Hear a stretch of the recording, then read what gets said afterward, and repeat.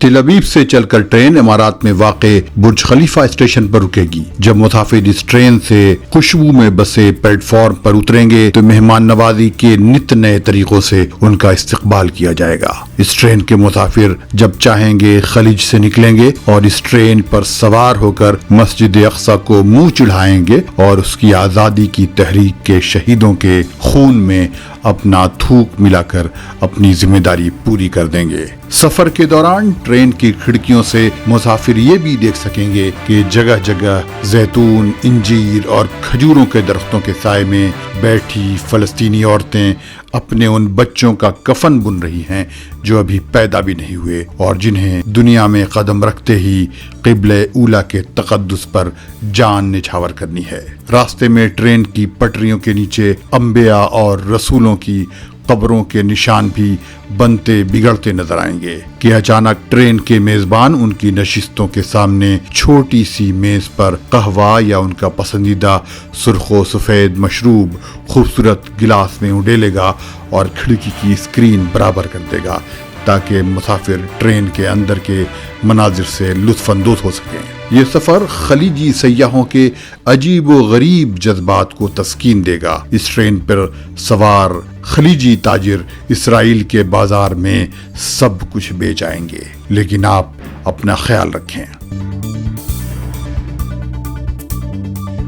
آج بدھ کا دن اور مارچ کی 30 تاریخ ہے۔ عرب دیش کے سننے والوں کو فیض الحق کا سلام۔ قبل اس کے کہ میں اسرائیل اور خلیج کے درمیان مضبوط ہوتے رشتوں کی بات کروں، اگر آپ نے اس چینل کو سبسکرائب نہیں کیا ہے تو اسے فوراً سبسکرائب کر لیں، ساتھ ہی بیل آئیکن کو بھی کلک کر دیں۔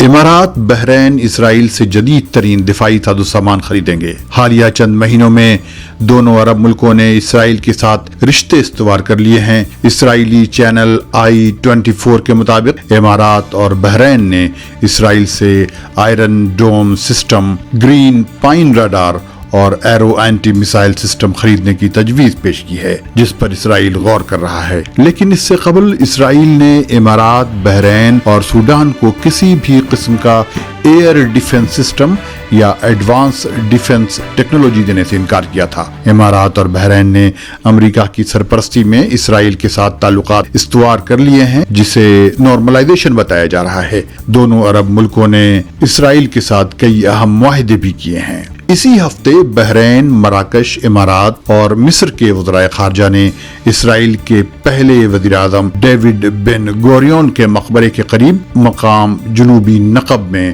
اپنے اسرائیلی ہم منصب کے ساتھ ایک اجلاس کیا، جس میں عرب اسرائیل تعلقات کے کئی پہلوؤں پر غور کیا گیا اور باہم تعاون کی یقین دہانی کرائی گئی۔ اس اجلاس میں فلسطین کسی بھی حیثیت سے شامل نہیں تھا اور اسے امریکی سرپرستی حاصل رہی۔ فلسطینی اتھارٹی نے اس عرب اسرائیل کی، جسے نقب اجلاس کہا جا رہا ہے، مذمت کی ہے اور فلسطینی اتھارٹی نے کہا ہے کہ فلسطین کے عرب پڑوسی نے اس کے ساتھ دھوکہ کیا ہے۔ اس سے ایک ہفتہ قبل بحر احمر یا ریڈ سی پر واقع شرم الشیخ ریزورٹ میں مصر کے صدر عبد الفتاح السیسی، اسرائیل کے وزیر اعظم نفتالی بینٹ اور امارات کے ولی عہد شہزادہ شیخ محمد بن زاید آل نہیان نے ملاقات کی تھی۔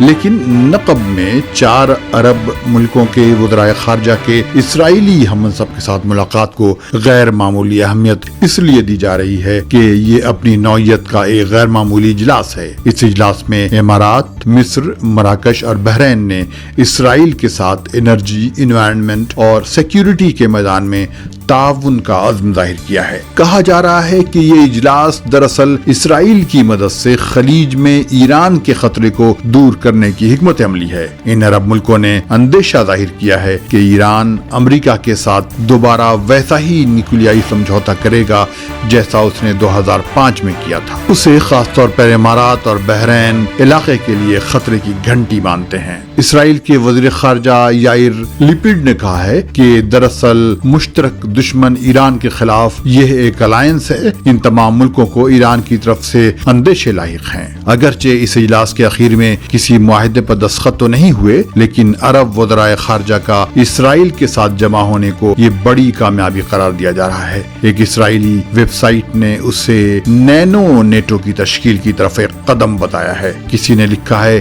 کہ یہ اجلاس ہر سال ہوا کرے گا۔ اب بات اس ٹرین کی جب چلے گی تو نہ جانے کیا کیا روند ڈالے گی۔ منگل کے دن امارات نے اسرائیل کے ساتھ دونوں ملکوں کے شہریوں اور تجارتی سامان کے نقل و حمل کے 2 معاہدوں پر دستخط کیے اور خلیج کے ساتھ ایک ریل نیٹ ورک بنانے پر بھی تبادلہ خیال کیا۔ سعودی ٹی وی چینل الشرق کے مطابق اسرائیل نے امارات کے ساتھ خلیج کے ساتھ مل کر ایک پیس ٹرین نیٹ ورک بنانے کی تجویز پیش کی ہے۔ اسرائیلی وزیر نقل و حمل میراف میخائیلی کے مطابق ریل نیٹ ورک کا پروجیکٹ مشکل ضرور ہے لیکن ناممکن نہیں۔ انہوں نے کہا کہ اگر یہ ریل نیٹ ورک بن گیا تو اسرائیل اور خلیج کے مشترک مقاصد حاصل کرنا آسان ہو جائے گا۔ ملتے ہیں اگلے بلیٹن میں۔ خدا حافظ۔